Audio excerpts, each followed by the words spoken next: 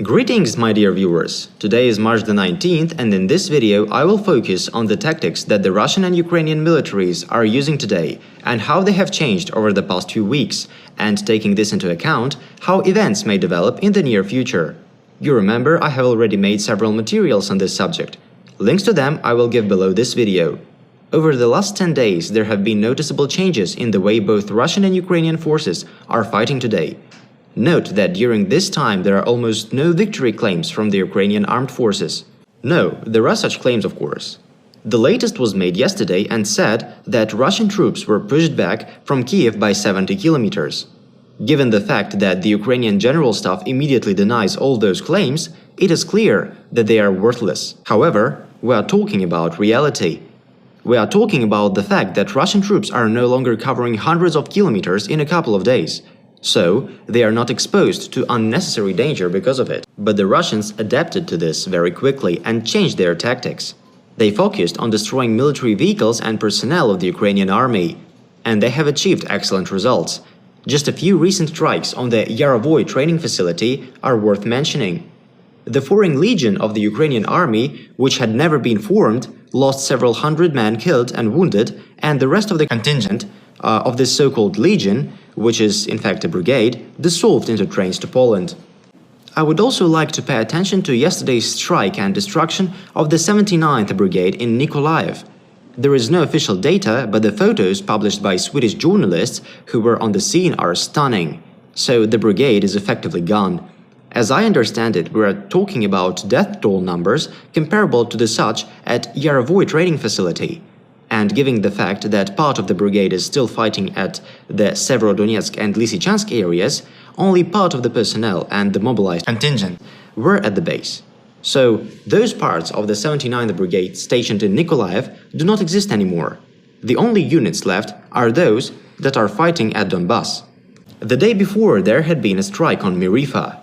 The territory defense forces were concentrated there in 2 points, which were hit. The total losses of the territory defense forces at those 2 sites were more than 50 people, which is a catastrophe for those militants of Myrifa. 3 incidents and 3 disasters that simply destroyed the garrisons of those places.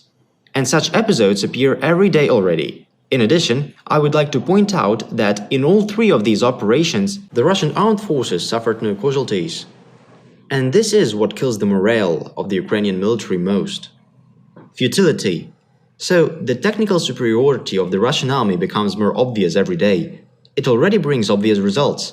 The activity of destroying armored vehicles of the Ukrainian military grows every day, as well as successful examples of counter-battery fighting.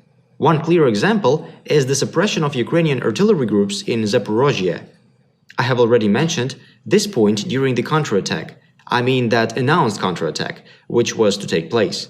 Well, formally it took place, but in fact it did not. It turned out to be a defeat. I recall the assault groups that went on the attack near Kiev were caught in a fire bag, in an ambush that had been created especially for them. In Zaporozhye, everything was much simpler. Aircraft and artillery strikes hit the Ukrainian concentrated forces. The attack was drowned out before it had even begun. Besides, I want to draw attention to the battles in Rubezhne and Severodonetsk. In the first days of the offensive, there were no major attacks by infantry units. The LPR's military with Russian units attached focused on destroying armored vehicles. As a result, they secured Rubezhne very quickly. So, we see the actions of Russian troops both tactically and strategically, and it brings results. On the other hand, there is hysteria on the side of the Ukrainian military today. A good example is the latest video recorded by the Zelensky regime's military propagandist, Lyosha Aristovich, who for the first time in 3 weeks of war finally told the people of Ukraine the truth. I give a link to this video below so that you can go and tell Lyosha that you are finally satisfied that he told the truth. And the truth is that there are no victories that Lyosha has been talking about for 3 weeks now in a row. On the contrary, the heaviest battles are going on, and the Ukrainian military has nothing to look forward to except an absolute defeat. However, this is a conclusion I made. Lyosha cannot say such words. He traditionally calls on the Ukrainians to unite, to fight, as they say, to the last Ukrainian. My comrade Mikhail Onufrienko has dealt with this topic in detail in his video. This is what happened. Now let's talk about what we can expect in the future. By and large, the Ukrainian government is well aware that they would lose all of their mechanized mobile units in the next couple of weeks. Consequently, the tactics that they followed during the first month of the war will fall into oblivion, because there will be no maneuvering units, artillery will be destroyed. In fact, the air defense system has already been destroyed. The only hope they have of making this war last as long as possible is to mobilize as many people as possible. It is clear that these men will no longer be maneuverable.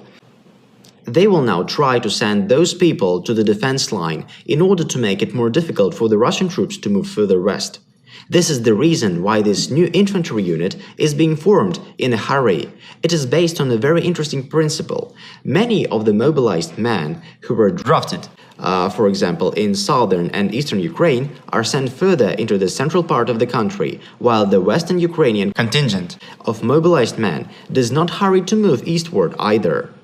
Everyone understands that the east and the south of Ukraine are lost. Gradually, the Kiev regime is building a line of defense in central Ukraine on the right bank of the Dnieper River. It seems to me that the official Kiev does not take into account the main thing here. The contingent that they draft today is absolutely not equal to the contingent that is fighting today at the front.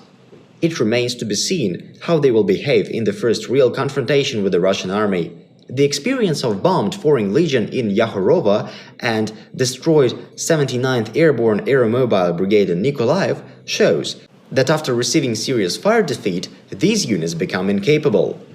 Whatever the case may be, the nature of combat operations will change dramatically in just a few weeks. Both the reports from the front lines and the preparations that are being made today on the right bank of the Dnieper River mean that. That's all what I wanted to say in this video.